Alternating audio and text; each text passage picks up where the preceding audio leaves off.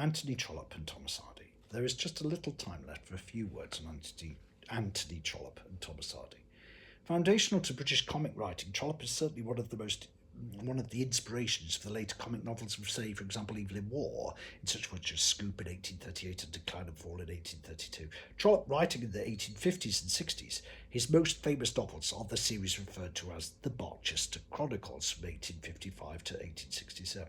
Incidentally, it may be pointed out that the central plot device of the disputed disappearance of a cheque clearly becomes the inspiration for the missing post order in the subsequent 20th century play The Winslow Boy by Terence Rattigan in 1946. In Trollope, a falsely accused Anglican vicar is the focus of battles within the clergy and a clash of personalities in a small village in England.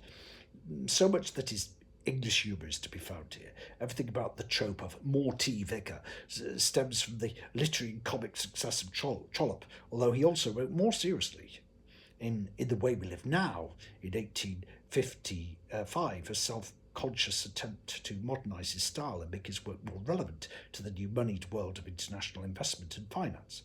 Of these works, I found the first and second book of Barchester Chronicles series, The Warden, in 1855, and the Barchester Chronicles in 1857 to be the most delightful. I would just point out that The Way We Live Now is a sort of precursor of The Great Gatsby, that F. Scott Fitzgerald maybe read not only about this account of wealth and money, but also an account of Americans in London and competing families. And he slightly changes it as suicide is changed into a murder, but there are quite a number of affinities you can draw. And Gatsby's, of course, itself a sort of The Way We Live Now, of its own age later.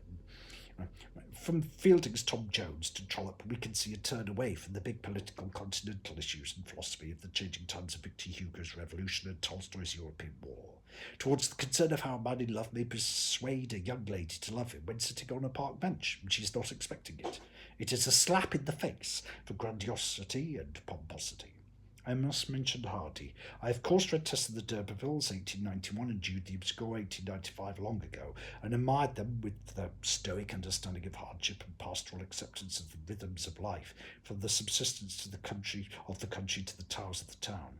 More recently, I read Far from the Madding Crowd, 1874, and was overwhelmed at the level of detail. Even the cows of the field are named, the distorted creaking floorboards of the guest house pointed out, and the exact nature of the decay of the hands of the town clock at midnight unnoticed.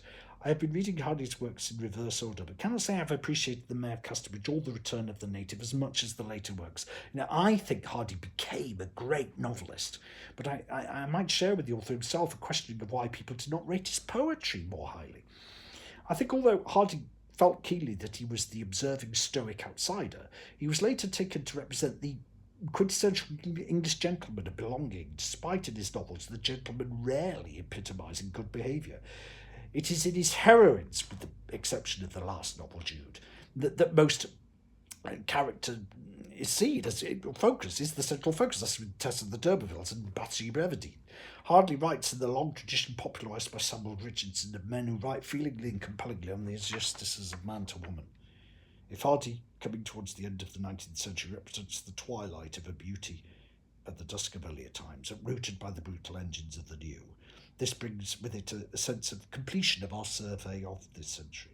We will now conclude with a work that stands outside its time, a remarkable work that, although written prior, contains many of the themes immediately mentioned above, of progress, science, the family and the future, of mankind reaching a major turning point, of a very young female author's appraisal of the potential, the dangers and the nature of the new coming industrial democratic age.